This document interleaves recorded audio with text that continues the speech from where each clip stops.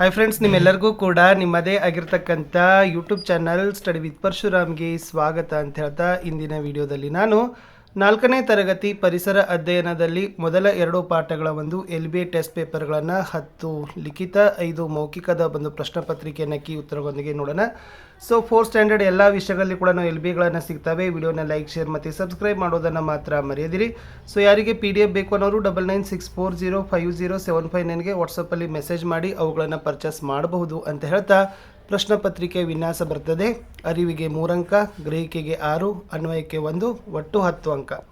ಕ್ಲಿಷ್ಟತೆ ಮಟ್ಟಕ್ಕೆ ನೋಡೋದಾದರೆ ಸುಲಭಕ್ಕೆ 3 ಅಂಕ, ಸಾಧಾರಣ 5, ಕಠಿಣ 2, ಒಟ್ಟು 10 ಅಂಕ. ಪ್ರಶ್ನೆ ಪ್ರಕಾರಗಳನ್ನು ನೋಡೋದಾದರೆ ವಸ್ತುನಿಷ್ಠ 1 ಅಂಕದ 4, ಅತಿ ಕಿರು ಉತ್ತರ 1 ಅಂಕದ 2, ಕಿರು ಉತ್ತರ 2 ಅಂಕದ್ದು 4 ಅಂಕ. ಸೊ ಟೋಟಲಿ 10 ಮಾರ್ಕ್ ಇದೆ. ಓಕೆನಾ.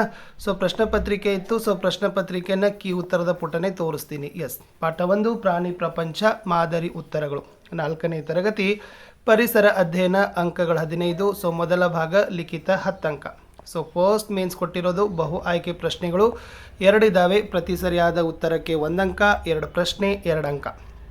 ಮೊದಲ ಪ್ರಶ್ನೆ, ಪ್ರಾಣಿ ಪ್ರಪಂಚದಲ್ಲಿ ಅತ್ಯಂತ ಬುದ್ಧಿವಂತ ಪ್ರಾಣಿ? ಎ ಆನೆ, ಬಿ ತೋಳ, ಸಿ ಮನುಷ್ಯ, ಡಿ ಜಿಂಕೆ.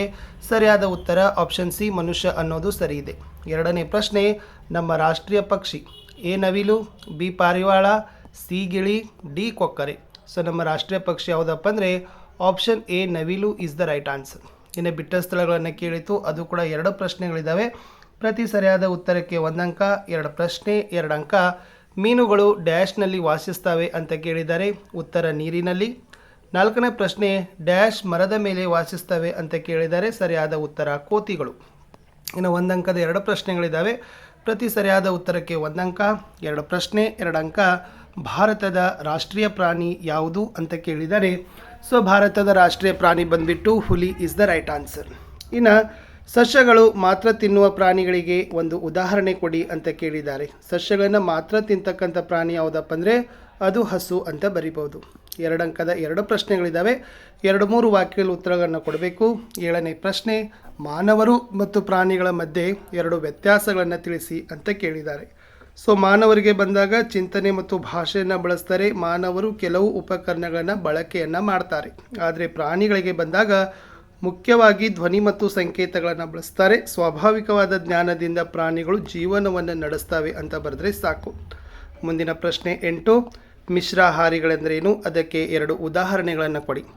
ಇಲ್ಲಿ ಸಸ್ಯ ಮತ್ತು ಪ್ರಾಣಿ, ಓಕೆ, ಸಸ್ಯ ಮತ್ತು ಪ್ರಾಣಿ ಎರಡನ್ನೂ ತಿಂತಕ್ಕಂಥ ಪ್ರಾಣಿಗಳನ್ನು ನಾವೇನಂತ ಕರಿತೀವಪ್ಪ ಅಂತಂದರೆ ಮಿಶ್ರಾಹಾರಿಗಳು ಅಂತ ಕರಿತೀವಿ. ಫಾರ್ ಎಕ್ಸಾಂಪಲ್ ನಾಯಿ ಮತ್ತು ಬೆಕ್ಕು ಅನ್ನೋದನ್ನು ನೀವು ಬರಿಬೇಕು.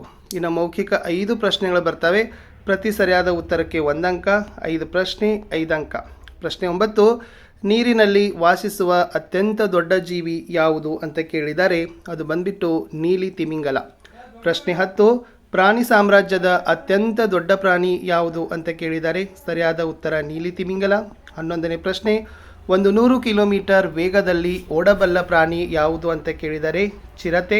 12ನೇ ಪ್ರಶ್ನೆ, ನೀರಿನಲ್ಲಿ ವಾಸಿಸುವ 2 ಪ್ರಾಣಿಗಳನ್ನು ತಿಳಿಸಿ ಅಂತ ಕೇಳಿದ್ದಾರೆ. ಮೀನು ಮತ್ತು ತಿಮಿಂಗಲ.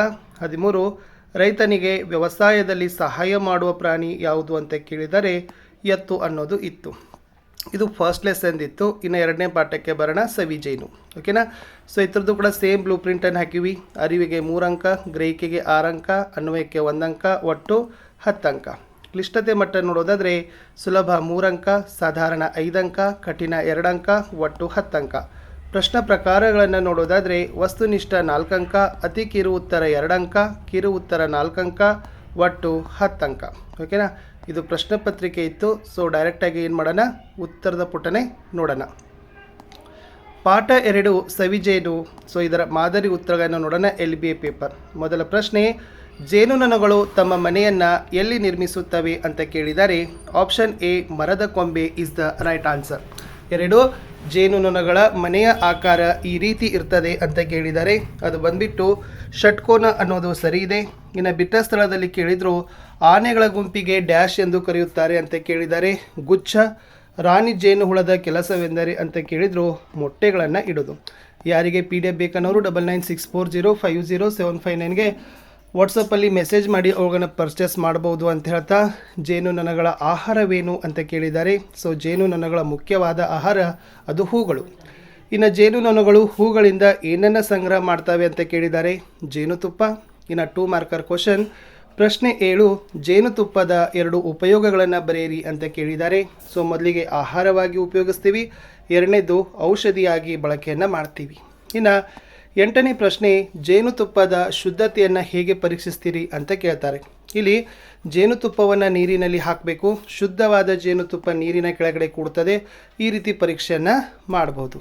ಇನ್ನು 1 ಮಾರ್ಕರ್ 5 ಕ್ವಶನ್ಸ್ ಇದ್ದಾವೆ. ಪ್ರಶ್ನೆ 9, ಜೇನುತುಪ್ಪ ಯಾವುದರಿಂದ ತಯಾರಿಸ್ತಾರೆ, ಜೇನುನೊಣಗಳಿಂದ. ಜೇನುನೊಣಗಳ ಪ್ರಕಾರಗಳೆಷ್ಟು, 3. ಜಿಂಕೆಗಳ ಹಿಂಡನ್ನು ತೇಜಸ್ ಎಲ್ಲಿ ನೋಡಿದ, ನಾಗರಹೊಳೆ. ಪಾಠದಲ್ಲಿ ಯಾರನ್ನ ಪ್ರೀತಿಯಿಂದ ಉಜ್ಜುತ್ತಾರೆ, ಬೆಕ್ಕು ತನ್ನ ಮಗುವನ್ನು.